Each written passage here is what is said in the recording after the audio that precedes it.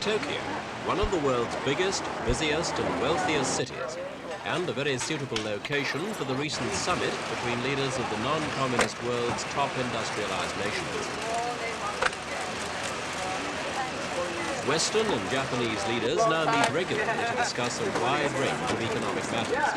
This year, there was only one real topic of conversation. That was energy. Even as the VIPs gathered in Tokyo, OPEC announced its latest 24% increase in oil prices. The amount of oil on the world market was already tight due to the upheavals in Iran, traditionally one of the West's biggest oil suppliers. So Tokyo became the energy summit. And the question that furrowed every brow was, where do we go from here?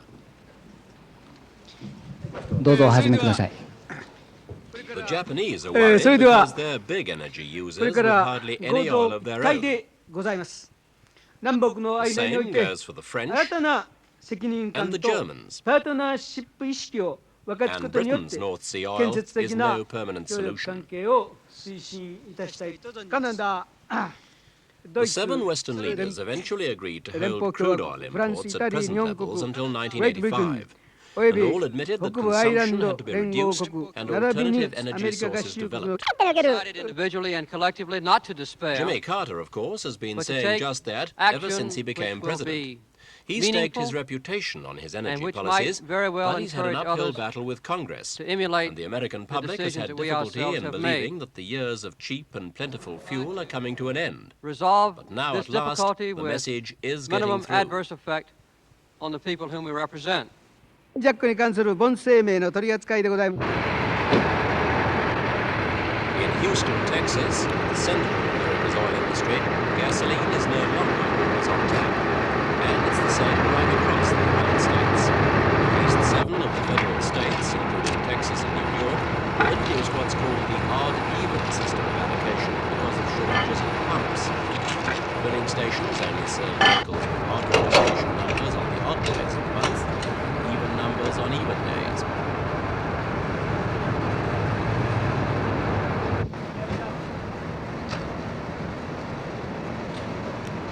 Prices have risen to $1 a gallon already.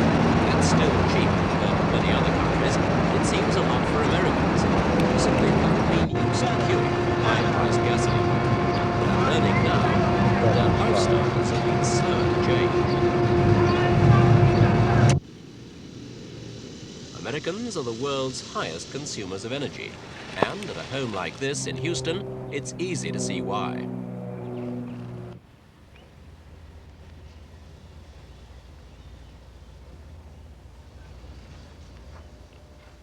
It's the home of Mr. and Mrs. Max Smith and their 2 children.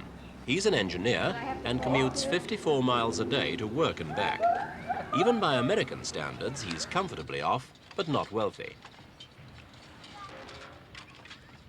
Outside, the air conditioning unit gobbles electricity to defeat the Texas summers.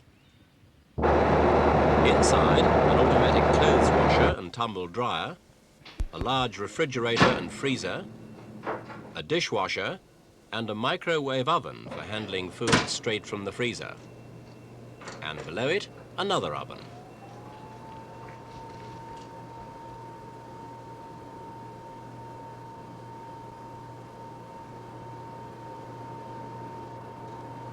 Iced drinking water is always there during the hot weather, and in contrast, when the housewife wants boiling water, that's on tap too.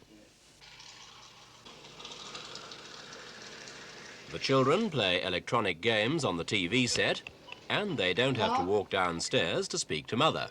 Yes. Is pizza ready? Yes, it is. Come on down. Thanks. So does Mr. Smith believe his family lifestyle is based on a wasteful use of energy? It's hard to say that you're really wasteful or not. We consume a good amount of energy, I believe, but I wouldn't really call it wasteful. If you live a life which, by the standard, the way that it does, Probably not. You know, no question that when you can't get gasoline and you don't drive as much, if the same thing were to happen to electricity, that there'd be a shortfall like we've seen in gasoline, and we probably wouldn't use our air conditioning. we would adjust to what was available. What's your view? There's many Americans of price increase which the OPEC countries have just announced on barrels of oil. Well, personal feeling is, when I don't like it, they certainly have the supply and control of it, so they'll charge what they please. Is there anything of any other family in the world, and indeed is make ourselves as independent of it as we can by developing alternate sources, which I think we'll, because of the pressure that's being put on us now, we'll start to do.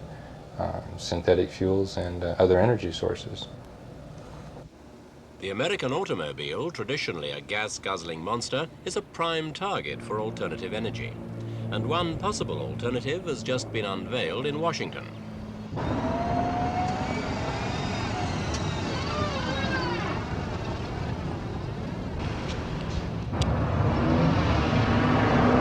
A sporty-looking job, but there's no throaty roar to this car's exhaust. It runs on electricity.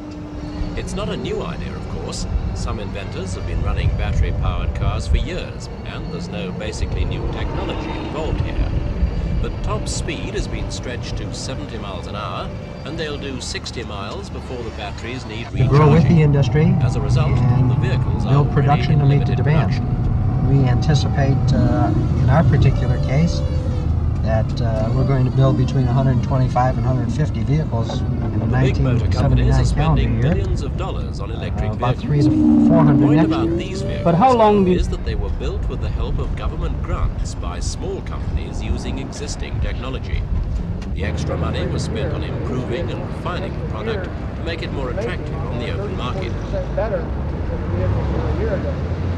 The power source is the How do traditional you lead-acid battery. avoid the kind normally batteries used in to the start interior of this engine. cluster They're heavy and bulky, and without an increase in storage capacity, they'll have a limited range, which cuts down their appeal to the general public.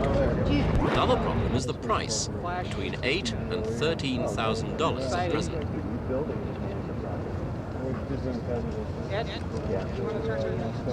What is appealing is that running costs are much cheaper, and when the vehicle is stationary, at traffic lights or in a traffic jam, no energy at all is being used.